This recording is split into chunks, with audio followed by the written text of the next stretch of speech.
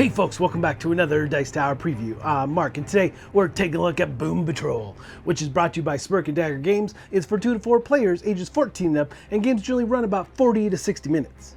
Welcome to the Boomburg Battle Arena, where the most celebrated tank crews have assembled for an all-out battle for gold and glory. So get ready to crush buildings, grab those power-ups, and make things go boom. Choose your celebrity tank captains like Jonesy 9 Lives of Crew Tomcat or Rosie Rhino of the Charging Armored. Then outsmart, outmaneuver, and outblast your rivals to the ultimate arena battle. Boom Patrol is a competitive tank battle game that plays like a mashup of Mario Kart and Battlebots. Whether you medal or get blown into next week comes down to your strategic and tactical decisions, all in a game that cares more about fun than precision. Cause if it looks close enough, it's close enough to crush with 30 tons of tread and armor. The game features an intuitive and innovative movement system, programmed command cards, asymmetric tank captain abilities, and video game-like logic.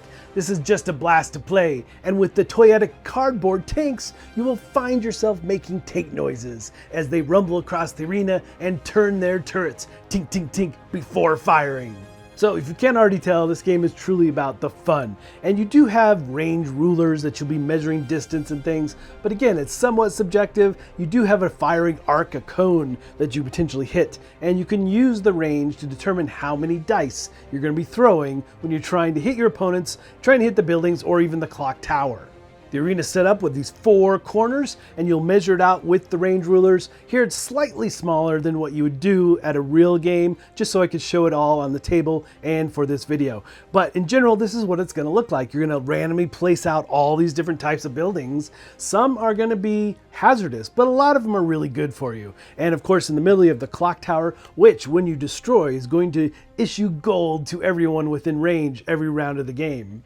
Each player has a tank in their color. These tanks are super cool. They're like 3D. They have rotating turrets showing you the front and the back of the tank, which is crucial for the command cards you'll be putting into play. And they'll be stationed at the rally points around the arena to start. But it depends on player count and exactly how you set things up. But in a 4-player game, obviously one's in each corner. Each player also has their own player board. And here it will outline the main thing you're looking for is medals. So it'll show you how to get medals as well as glory. For every 5 glory, you get another medal. So these things you need to keep in mind as you're engaging on the battlefield. Also, there's areas for gear. You will find gear in the battlefield as well, and you'll be able to add it to your player board. But you can only ever have one piece of gear. And your player board has a spot for tokens. So you might collect things like gold, or you might get supercharged tokens based on the different buildings and things that you find in the battlefield. You also have spots to mark off critical hits on you. So when you take a critical hit, you'll put a black cube, and once you receive 3, your tank is destroyed. You'll put a wreckage card out with any gear or gold things that you were carrying out on the battlefield for others to pick up. So it is going to happen quite frequently that your tank is destroyed. But fear not, you'll be respawning and back in the battle before you know it. And each player has a set of command cards. These are what you're going to be using to control your tank and move it across the battlefield. And of course you have a captain card. You'll also use your command card to activate the captain's abilities. And there are so many different captains and different abilities, really some fun whimsical types of captains and some story around each. Each round of the game consists of 3 main phases. You've got battle planning, combat, and finally the situation report or the end phase. Now, the thing with battle planning is this is where you're going to be looking through your command cards, trying to pick 3 different actions you're going to perform on this round. So you'll be placing them face down in front of you in the order they'll activate. Now, all kinds of things here, like moving forward, going backwards, veering right, veering left, firing your gun, or even repeating the previous card, and obviously activating your captain are all options available to you as you put these cards into play. And on the back side of the card, you'll see a couple other options available to you, like repair or hold up. So those are going to give you an alternate option if your next card you think is not going to help you out. Then you're going to draw an initiative card, and this will determine who goes first. So obviously there's tank cards in here of each of the players' colors, and then once you roll through those cards, you move to carnage cards, which will have requirements on them about who will go first from there, but will incorporate a new die with more critical hits, so it speeds up the game in those last few rounds. That will only happen though if no one has reached 6 medals or more. Phase 2, the combat phase. This is where you're going to activate your command cards. Now, in turn order though, the first card gets flipped, you will perform that action, and then the next player will go until you've gone through all 3 of your cards. Now, each of these cards and how the tank moves is very, very simple and really well done. You'll place the card, like if it's a forward movement, in front of the tank, and on the card it will show where the front moves, or where the back moves, or how you'll position it in veering left and veering right from where the front of the tank is. So it's very intuitive, very straightforward. I really like that aspect. But if you fire away using that card, you can first decide to move your turret 1 click. But if you decide to not actually fire your tank, you can move 2 clicks and position yourself to fire in next round perhaps. So a couple different options there. And of course, if you used a repeat, then you'll repeat the action of the card that you played before, and captain's card will activate your captain's abilities. So it's very straightforward in how all that works. But what you encounter on the battlefield is crucial. So many buildings to run into. And of course, some of the buildings you run into are going to be hazards, as you would expect.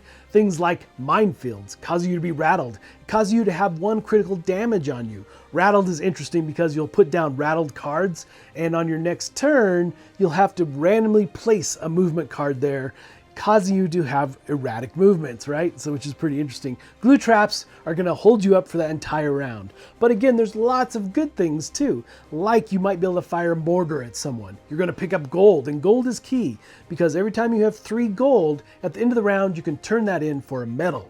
So those are just a couple examples of buildings. There's a lot of different types. There's relics you can get.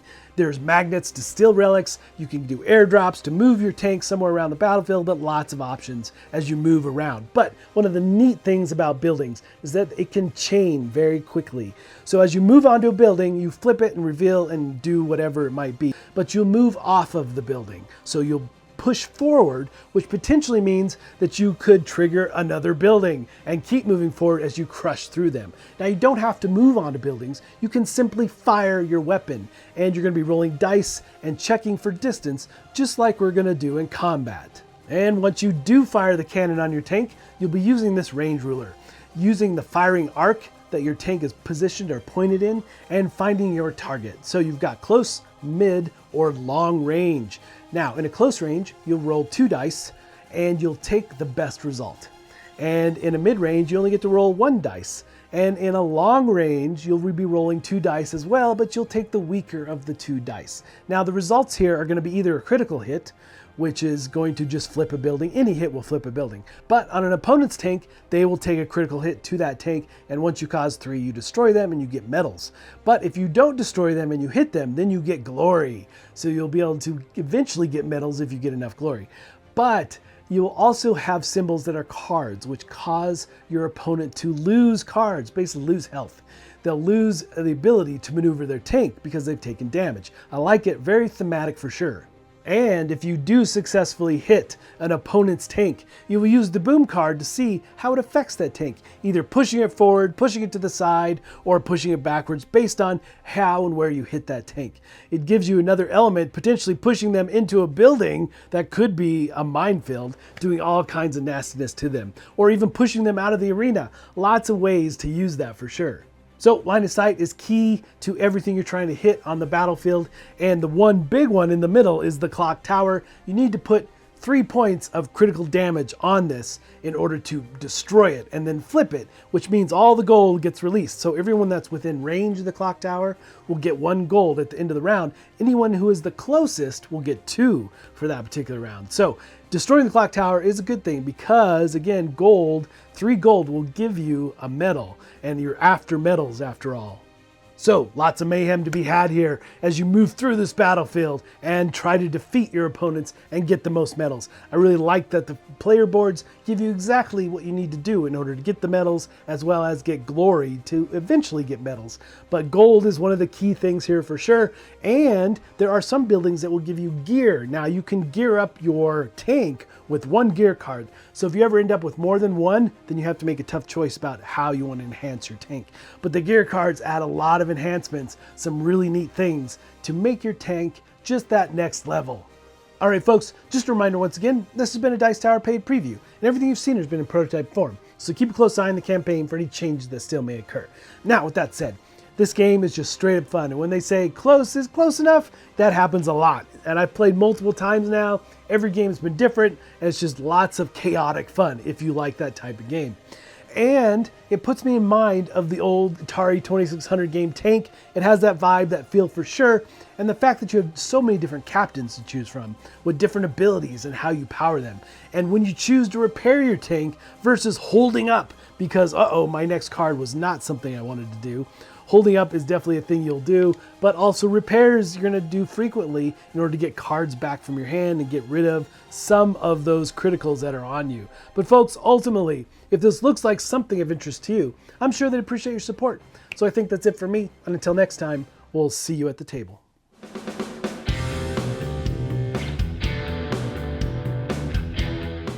Hey everybody, thanks for watching this video. If you like this review or whatever you just watched, wasn't it amazing? Check out our channel, Dice Tower. We have all kinds of things. We review games, we do top 10s, we play games live. It's all about board games, but especially the people who play them. Check out Dice Tower YouTube channel.